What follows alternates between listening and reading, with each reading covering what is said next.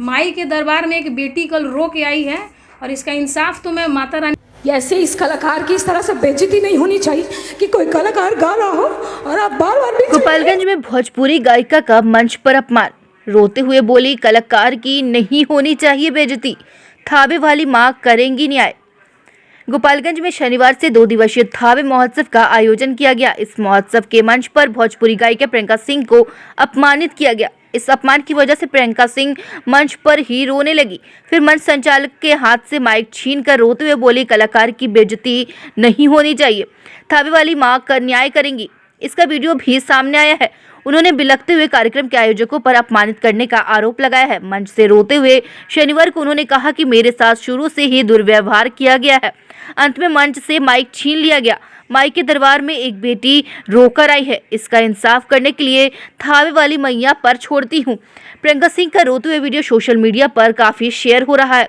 दरअसल शनिवार से ही शुरू हुई 2 दिवसीय थावे महोत्सव में पहले दिन कई कलाकारों ने अपनी प्रस्तुति दी, लेकिन पहले ही दिन भरी मंच से एक गायिका को रोना पड़ा।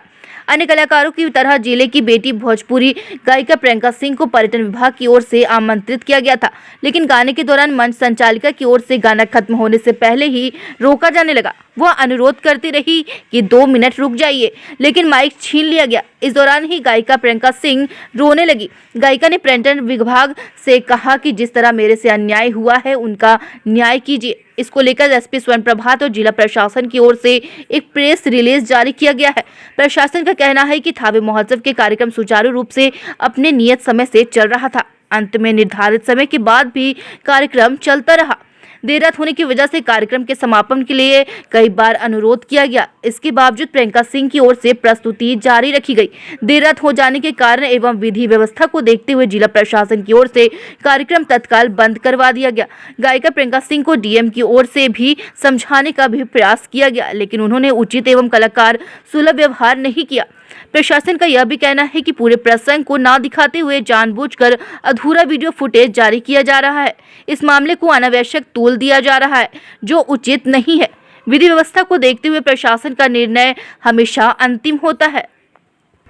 जी, जैसा कि आप सभी जानते हैं, कल 15 अप्रैल को थावे महोत्सव में मुझे पर्यटन विभाग बिहार सरकार द्वारा बुलाया गया था। मैं यहाँ पर आई, ना ही मुझे रिसीव करने के लिए कोई गाड़ी आई एयरपोर्ट। हालांकि मेरा घर गोपालगंज ज़िला में पड़ता है। हमारे फैमिली वालों ने मुझे रिसीव किया, मैं घर आई।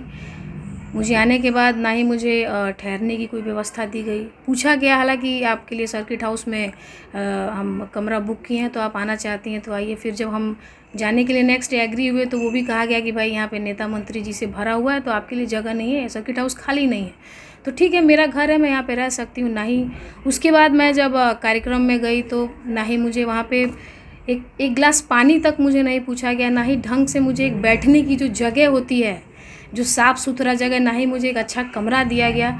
जिस जगह पे मैं बैठी थी वहाँ टेबल पे जूठा नाश्ता ग्लास पड़ा हुआ था, वो भी साफ़ नहीं किया गया।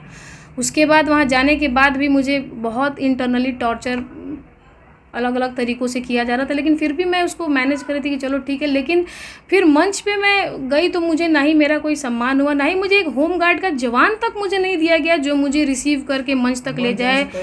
या हाँ, और मंच पे जब अनाउंस हुआ मेरा नाम कि प्रियंका सिंह को परफॉर्म करना है, तो उसके बाद थोड़ा, जैसे मेरी आदत है, हर आर्टिस्ट का एक रूल है, एक बना रहता है कि हम इस तरह से शुरुआत करेंगे।